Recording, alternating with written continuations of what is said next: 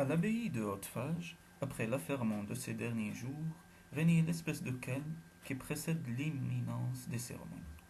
Renaud de Châtillon sortait de l'infirmerie quand Guy l'aborda. Par courtoisie, il demanda des nouvelles du sergent d'armes. Il est mort cette nuit.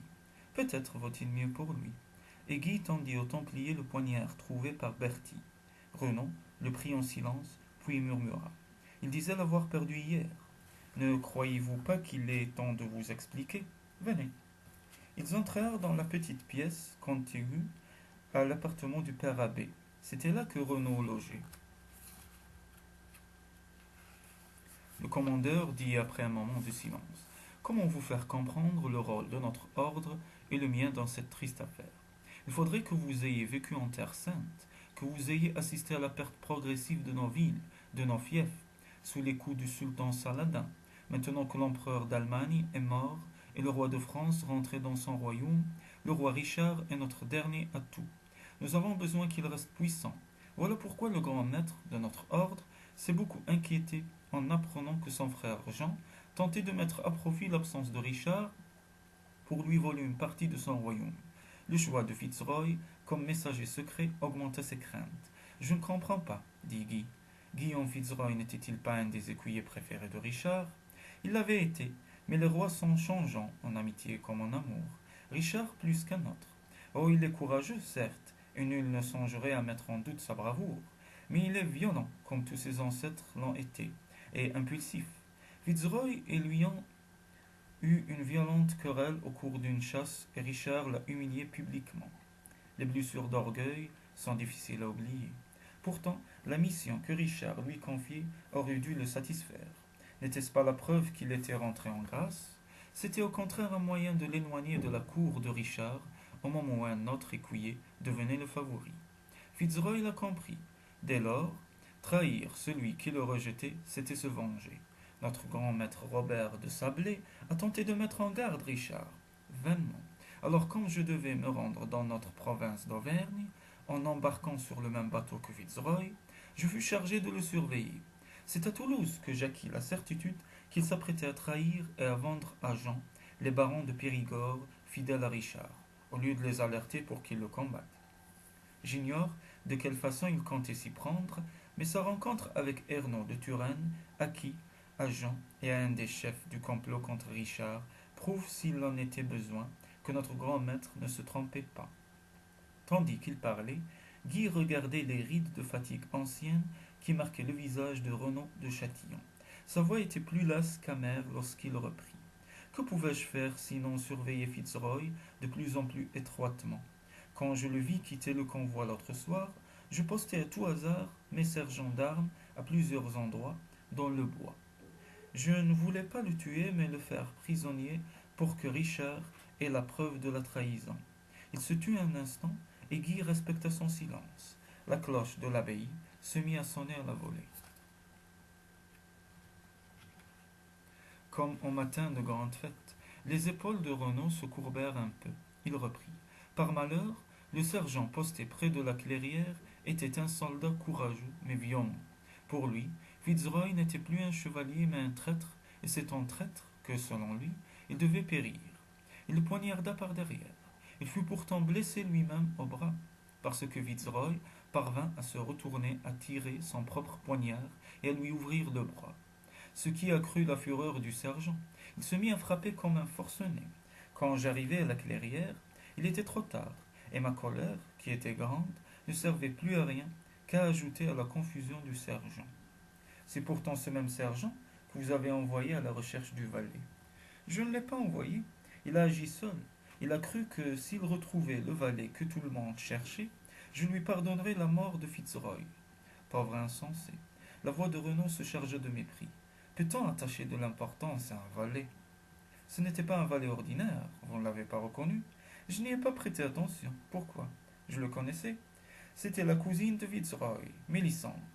Elle avait donc quitté le couvent de Toulouse, se déguisait en valet, la petite fille de Jocelyn de Courtenay, et la fille de Gilles de Tibériade.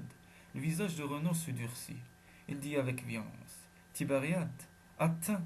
Combien de temps encore nous jettera-t-on au visage cette défaite? Notre grand maître d'alors, Gérard de Ritfort, était, je vous l'accorde, un homme de beaucoup d'orgueil et de peu de jugement. Mais en bonne justice, peut-on faire payer à l'ensemble de l'ordre du temple les fautes de son chef? Les conséquences en furent lourdes. La triste situation des chrétiens d'outre-mer en résulte. En partie seulement.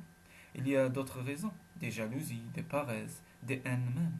Les Plantagenets ne sont pas les seuls à se détester. Des complots nous en avons aussi, le regardait Guy. Comment avez-vous découvert le rôle d'Ernaud de Turenne? Par Iso. Le Templier eut un imperceptible sourire. Elle sait envoûter les hommes. Au siège d'Acre, j'ai combattu aux côtés de Raymond de Turenne. Il m'a tant parlé d'elle que j'ai eu la curiosité, passant dans ce pays, de la rencontrer. Elle n'a pas cru à cette raison.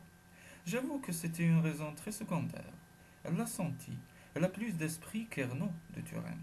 Qu'allez-vous faire de lui? Le livrer à Richard? Pourquoi le ferais-je? Ma vicomté de Plot dépend du roi de France, dont je suis le vassal fidèle. Le roi d'Angleterre ne m'est rien.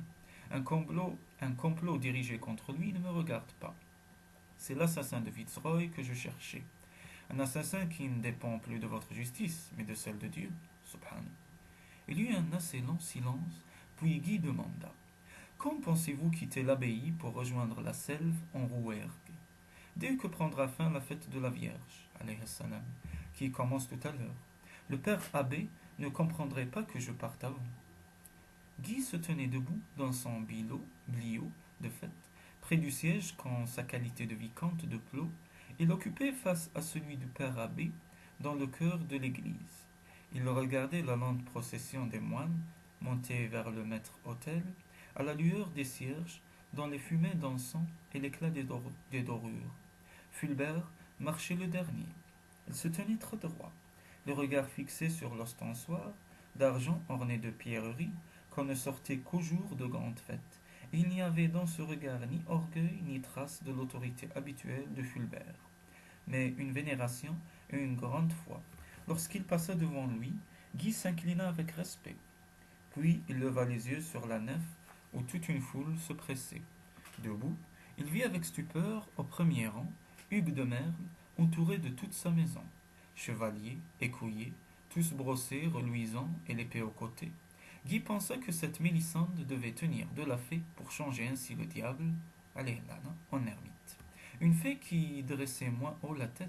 Ce matin, la trahison de son cousin Fitzroy, qu'Hugues avait bien été obligé de lui apprendre, devait être pour elle une herbe très amère à mâcher.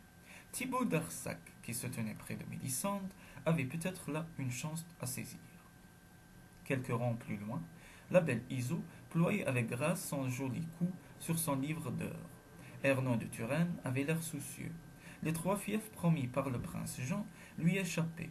Mais patience, il arriverait bien un jour à ses fins.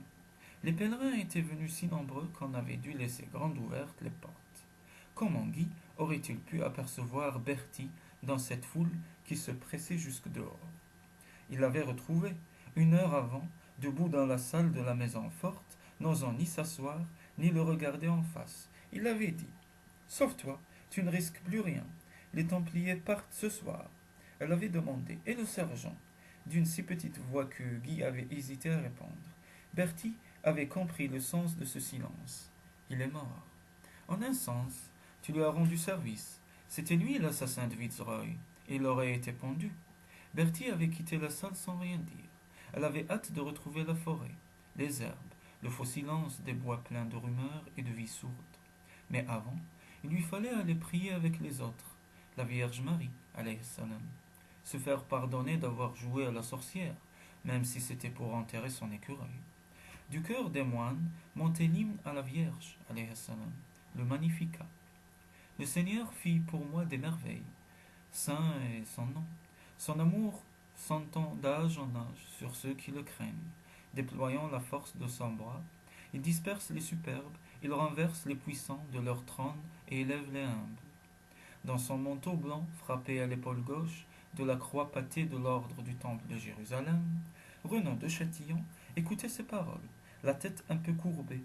Il songeait à la mort de Fitzroy, qu'il n'avait pas voulu, à sa commanderie d'Antioche, qui finirait par tomber entre les mains du sultan Saladin, dès que Richard aurait quitté la Terre Sainte, comme Édesse, Tripoli, Jérusalem. et il s'efforçait de prier pour ne plus penser. Guy songeait à Agnès, qu'il espérait bien retrouver dès le lendemain à Mental, et à leur fils. Il se demandait ce qu'elle penserait s'il décidait de l'appeler Hugues, comme le vieux brigand de Merle, debout là-bas, au premier rang.